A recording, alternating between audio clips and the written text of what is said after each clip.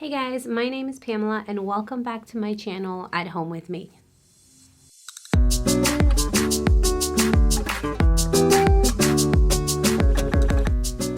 So today we're going to talk about depression and loneliness. It's a really sensitive topic for anybody that is going through it, and it's actually a really sensitive topic for me. But before we get started and start talking about it, I kind of just wanted to let you guys know why I named this channel At Home With Me. To me, it was really important to put out like a really homey vibe and really a family vibe, something that kind of describes my channel for what it is.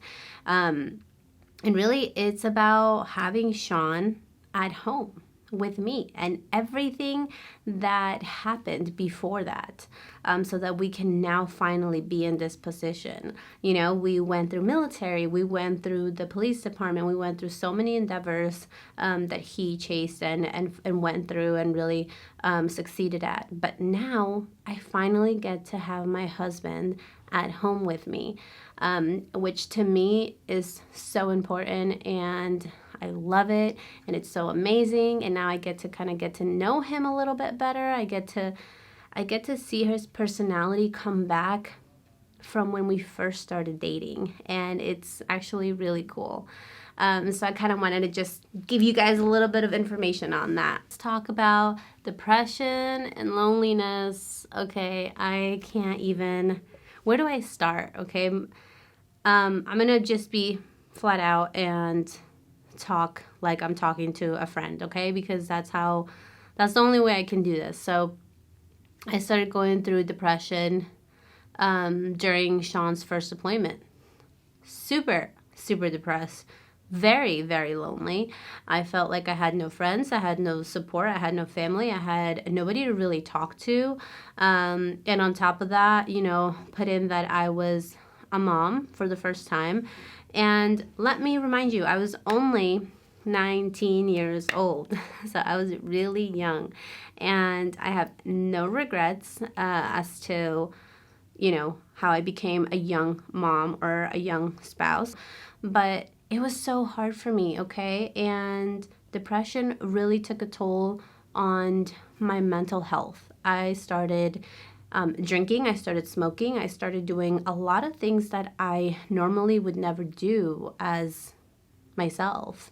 I felt so irritable. Like anything that anybody told me, I was just, no, don't tell me this, I don't care, whatever, leave me alone. I was so irritable. Nothing really helped. I just wanted to be alone or left alone. I didn't want anybody telling me what to do. And at the end of the day, I would just feel everything weigh down on me.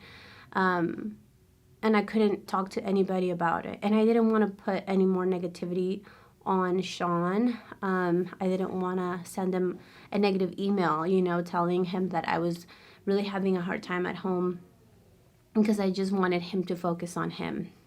I just want to say that if you're going through depression and loneliness right now, whether you're a parent or not, there is another side to it, and you will get there. And it's going to be hard, and it's not going to be guided. You're going to have to create your own path to really get to that other side. There is no one way of getting there, and I had to learn that the hard way. The one thing that I didn't mention in my previous videos is because of that depression and loneliness, I had to end up at the doctor's. And when I went to Germany back home while Sean was deployed, I had to get prescribed a lot of antidepressants. And you know what? That's okay. Right now, I would say no. I don't want to take antidepressants. I would rather go to therapy. I would rather go to something, do something a little bit more natural to help myself. Whereas back then, I was like, I would need something quick. I need to sleep. I need to take care of my kid. And I need to just, if it's a pill, give it to me. So I did. I took antidepressants back then. And they helped. They really did. Unfortunately, the military is all about giving you pills. They're going to give you medicine to fix whatever it is that you've got going on, which is fine, whatever. But now, when I look back, I'm glad I did. I'm glad I took those pills. I'm glad I took medication to kind of help me cope with everything that was going on. The loneliness never goes away, but the irritability did, and the sleeping, it helped my sleeping pattern. So that's good. There was always little things that it helped with. So, but now looking back at it, do I still cope with depression and loneliness? Yes, in a way. I still cope with a lot of irritability. I cope with a lot of mood swings. And a lot of you might be like, well, aren't you like Hispanic?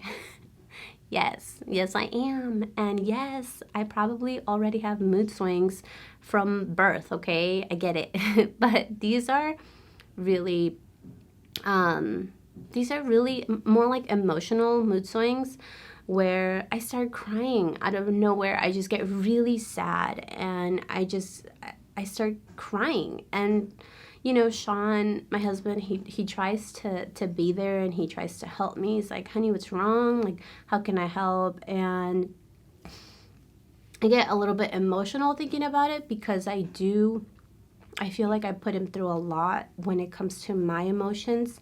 And I know that he is, a lot of you are going to be like, well, he's put you through a lot too. Well, it's never like a give and take for us, okay? It's always, I'm going to be there for him and he's going to be there for me. But I do struggle through, all this stuff that it almost feels like it was just leftover symptoms from the depression that I went through while he was, going through his deployments. And it sucks. It sucks. I'm not going to lie. It sucks. And the only way to cope through them is to have a game plan. Have a game plan. Go see a therapist. I feel like people nowadays think that if you see a therapist, that you're failing at life or you're failing somewhere. And honestly, I feel like everybody at this point should be seeing a therapist. Nothing can come from it except positivity and education and really just helping you mentally. And, I have to practice what I preach. I really do, because I have yet to see a therapist and I know that I need one. Again, as a mom, I feel like it's really hard for us to focus on ourselves before focusing on our kids or our husbands or our home. So I'm still working on that. But I know that I have to see a therapist. I need to go and see, and sit down and really listen to what I should be doing or how I should be dealing with certain emotions and certain situations. And I know I need to get there. But if you're going through these phases in life where your husband is gone a lot or your wife is gone a lot and you just have a lot going on at home and you're just feeling really irritable, like everything is bothering you, you just feel like you're not yourself, you're not the person you want to be, you're not the parent you wanted to be, that might be why. And depression and loneliness can really attack in different ways. It doesn't look the same on everybody. Depression doesn't have to just mean suicide sometimes, okay? Depression can be so many other things, so many other symptoms. Besides irritability, besides mood swings, I struggled with always wanting to sleep. Like I just wanted to sleep all day. I was always tired.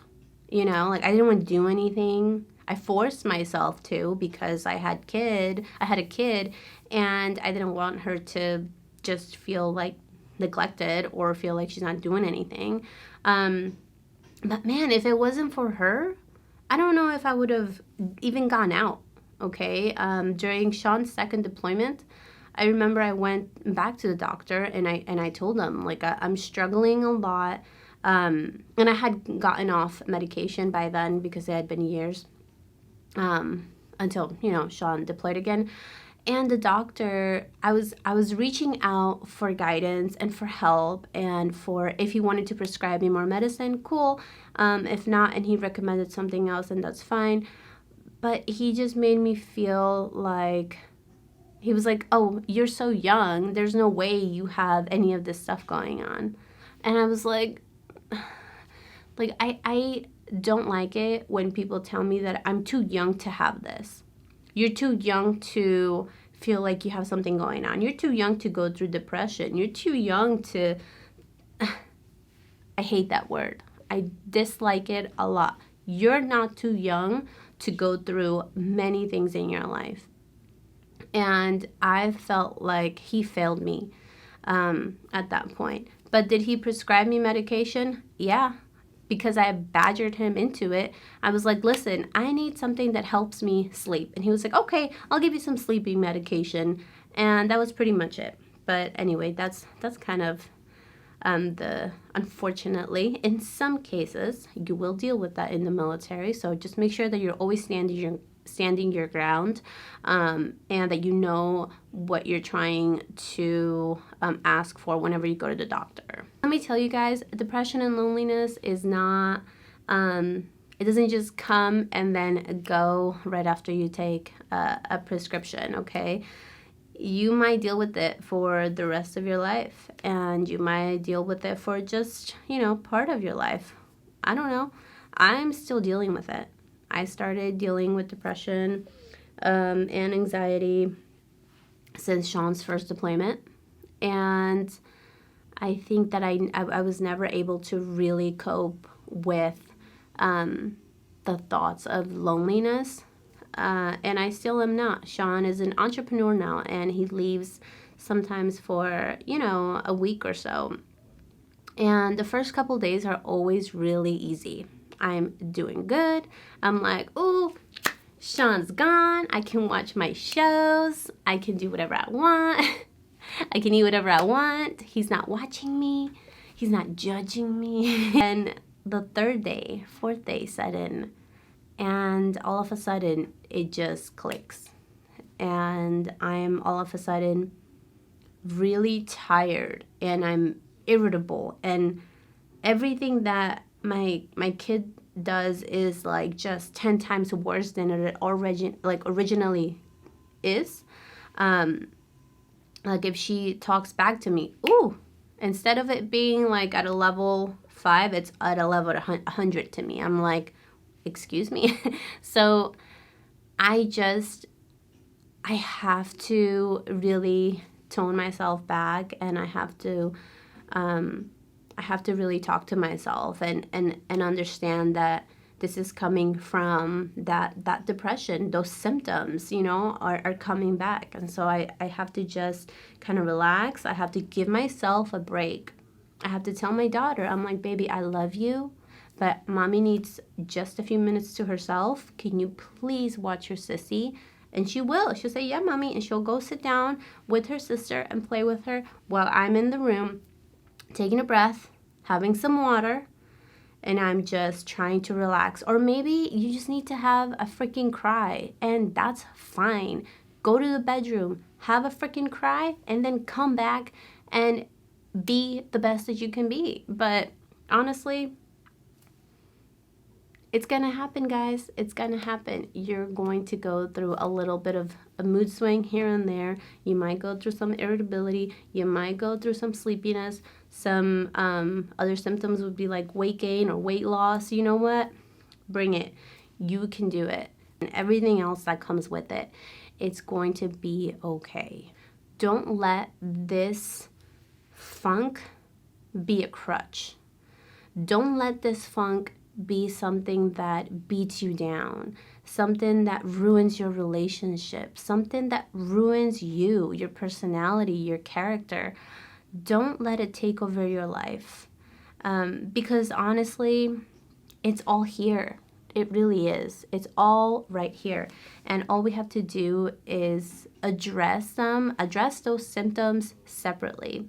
So I have trouble sleeping when Sean leaves because I'm all of a sudden by myself in a big house with my kids. My kids are depending on me to keep them safe now. Well, you know what? You know how I address that scary thought?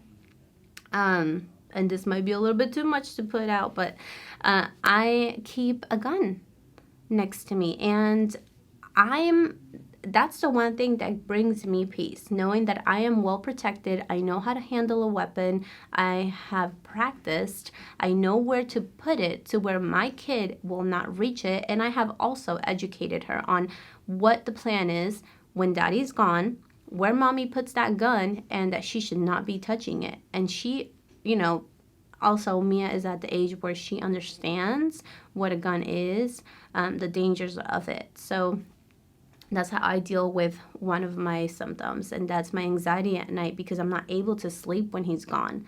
I'm not. But at least things like that keep me a little bit more sane, and at the end of the day, I do get to sleep, and I'm fine.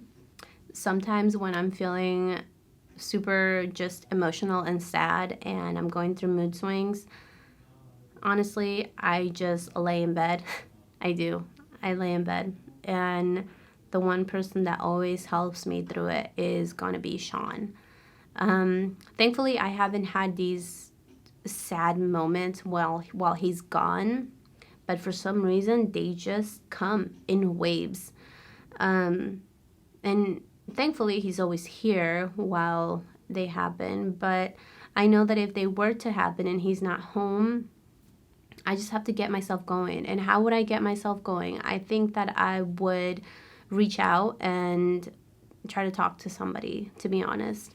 I think that's going to be the time where I need to go see a therapist. I need to have somebody on the phone that can help me through these moments. Because Sean's not always going to be here. And my kids depend on me as a mother. And I need to be able to function for them. I will definitely keep you guys updated with that because I do need to go to therapy. I need to have that one-on-one conversation with somebody. And I know that a lot of you guys probably could use it too. I think anybody could use a little bit of a sit down and talking to somebody about their feelings and their emotions and everything that they're going through or everything that they have gone through, especially if your spouse has been deployed once or twice or even more times and you're dealing with somebody that might have left to their deployment, and then they come back a little bit different, and then all of a sudden you have to almost like get to know your spouse in a different way. Well, you need therapy as well as probably your spouse too. Hate that it's looked down on, but hopefully that goes away. I feel like that stuff is just kind of going away, and now people are starting to realize that therapy is good.